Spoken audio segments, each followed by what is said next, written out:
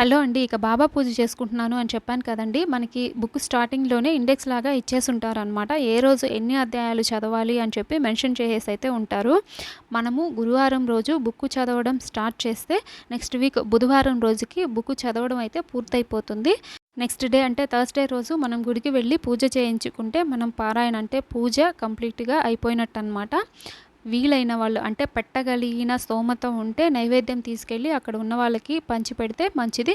లేదు మనకు వీలు కాలేదు అంటే వెళ్ళి కొబ్బరికాయ కొట్టుకొని పూజ చేయించుకొచ్చినా చాలండి. మెయిన్ ఏంటంటే ఇక్కడ భక్తి అనేది ఇంపార్టెంట్. మనం ఏ పూజ చేసినా కానీ ఎంత భక్తితో చేశాము, అలాగే ఎంత నమ్మకంతో చేశాము అనేదే ముఖ్యం కానీ ఎంత ఆడంబరంగా చేశాము అనేది కాదు. దేవుడు మెయిన్ భక్తినే చూస్తాడు కాబట్టి ఇక్కడ పూజ అయితే పూర్తయిపోయిందండి.